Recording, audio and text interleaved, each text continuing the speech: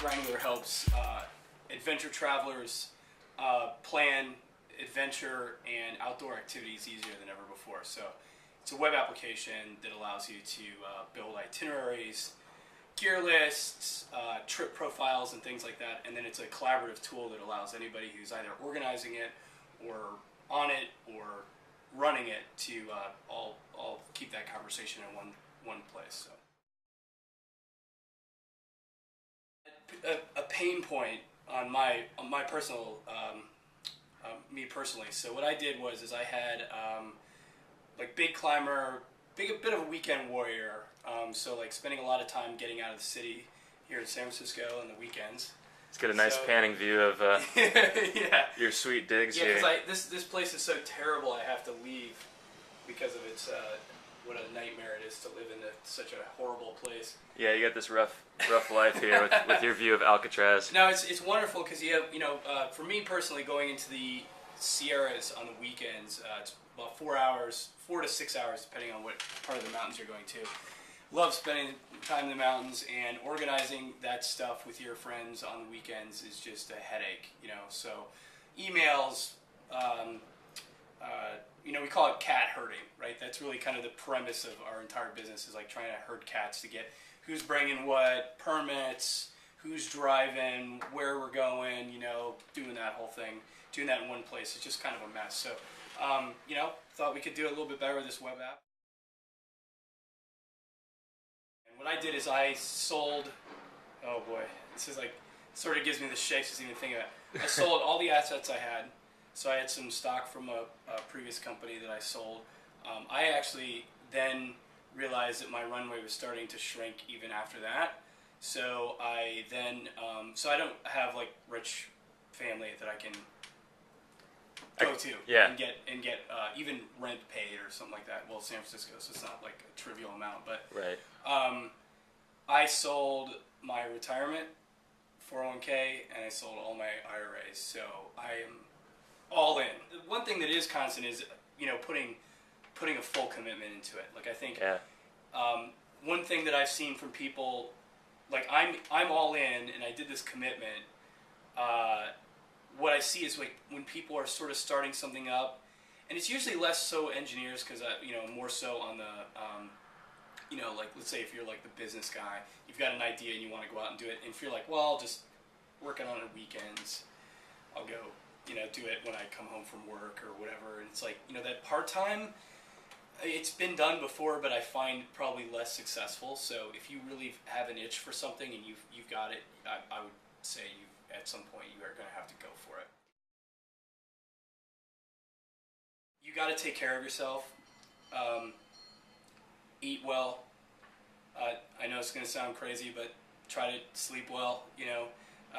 20 hours a day for 6 months is going to burn you out, and you're not going to make it, right? You're going to get into fights with people, and you're going to be less patient, and you're going to your judgment's not going to really be there. I take my vitamins, my supplements, and I go to the gym once a day, and maybe it doesn't look like it, but I go there and I get I sweat for an hour or two a day, and it feels great. Like I think that's really important. Like it keeps my perspective, it keeps me mentally there. It's like a vacation that I get each day. Yeah. And then when I leave it when I go in, and then I pick it up when I come back out. I mean, almost it's total metaphorical. I walk out and then I can start getting on my phone and kind of catching up what I've missed for the last little while. And I do it in the middle of the day too, which is probably might have productivity gurus sitting around and pounding at their desk right now, but it works for me.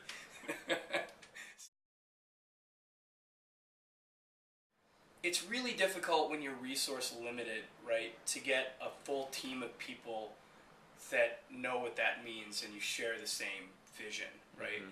So setting those expectations up front, what it means, like what I might think is starving, someone else might not think is totally different, or vice versa, right?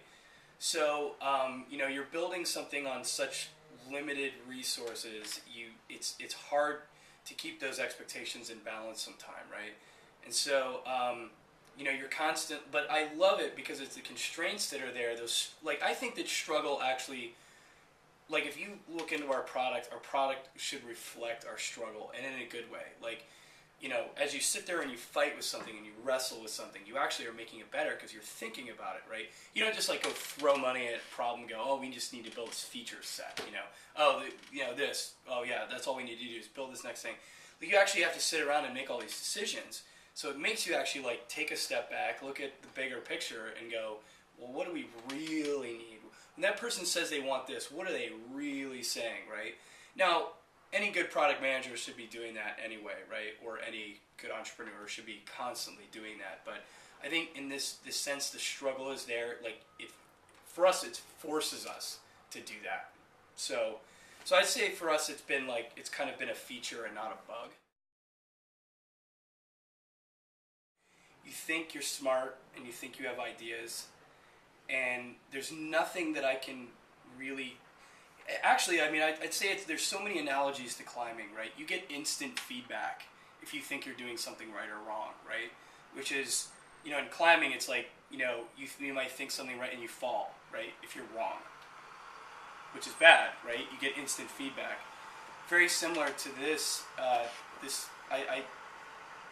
working in the corporate world, and I worked for some cool companies and things that we did, so it's not like I'm taking a shot at that, but it's, your decisions they matter, but you don't get that instantaneous feedback, and it's more of like the entity experiences feedback, whereas like, when you're at this stage, everything you do provides you with ultimate feedback or not. If I go out there and I start pitching my business out and like, 10 clients are like, that we thought were our clients are like, we think this is terrible, that's like me.